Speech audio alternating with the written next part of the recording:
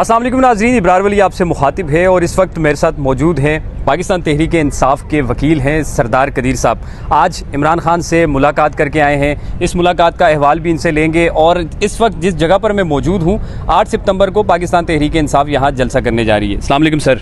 जी वालेकुम अस्सलाम। सर, सबसे पहले तो ये बताएं कि इमरान खान से आज आपकी काफ़ी डिटेल में मुलाकात हुई है, तो क्या गुफ्तगू हुई है उनके साथ, जलसे के हवाले से, बाकी किन अमूर के ऊपर बातचीत हुई है? Thank you so much. आज इमरान खान साहब से हमारी तकरीबन 3 घंटे से ज़्यादा की मुलाकात हुई है।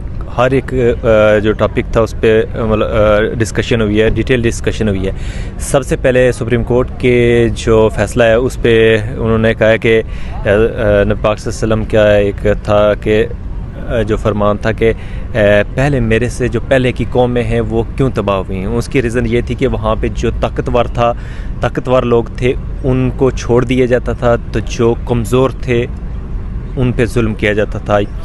और उसके अलावा दूसरा जो उन्होंने बात की थी कि जो सुप्रीम कोर्ट का फ़ैसला है इससे मेरा क्या लेना देना है, पर मुझे अगर मेरे हक़ में आ जाता तो मुझे फिर भी कोई फ़ायदा नुकसान नहीं था। मेरे ख़िलाफ़ आ जाता तो कोई आ गया तो कुछ ऐसा इफ़ेक्ट नहीं होना, क्योंकि वो मेरे ख़िलाफ़ जो हो रहा है वो तो आपको सारी दुनिया को पता है। अब इसके ज़रिए उन्होंने कहा कि आप देखें जो मेरा दौर हुकूमत था उसमें 400 अरब से ज़्यादा की रिकवरी नैब ने की थी, और अब नैब ने की है सिर्फ 1.5 करोड़ की, सिर्फ 1.5 करोड़ की, जितनी की शायद 2-4 जो हमारे प्रोसिक्यूटर उनकी तनख्वाह भी महीने की पूरी नहीं होती। तो नैब को टोटली इन्होंने ख़त्म कर दिया, डिसमेंटल करके मुल्क के अंदर करप्शन के दरवाज़े खोल दिए हैं। और जो जलसे के बारे में उन्होंने ये था कि अगर आप चाहते हैं कि इस मुल्क के अंदर कानून की हुक्मरानी हो, आपके बच्चों का मुस्तकबिल बेहतर हो, और इस मुल्क के अंदर कोई ऐसा शख्स है या ऐसी हुकूमत है जो इस मुल्क की सोचे, इस मुल्क की आवाम की सोचे, तो फिर आपको निकलना चाहिए।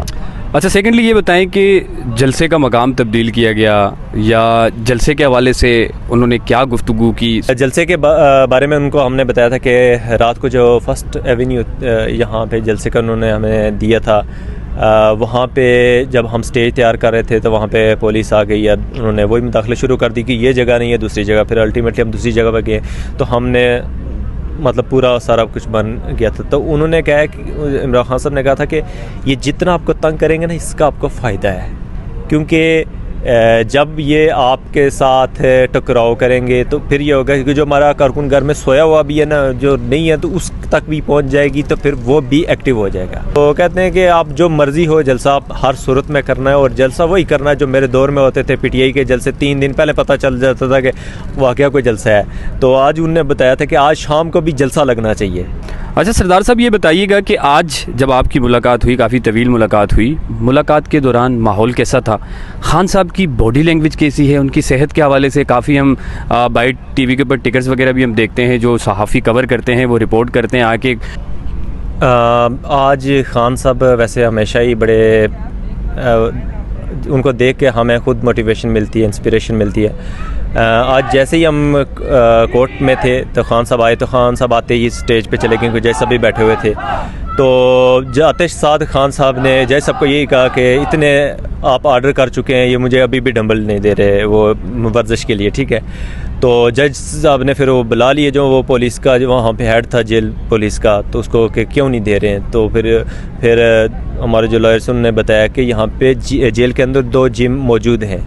अब अगर बाहर से हमें नहीं लाने देते तो आप इन यहाँ से डंबल्स प्रोवाइड कर सकते हैं। तो खान साहब ने कहा कि नहीं, अगर बाहर से, अगर फार्म में पहले इनको मसला था कि लोहे के या स्टील के डंबल से कोई मसला है, तो अब रबड़ के मंगवा रहे हैं, जिन पे आज का रबड़ का कवर होता है, उससे तो कोई मसला नहीं होता।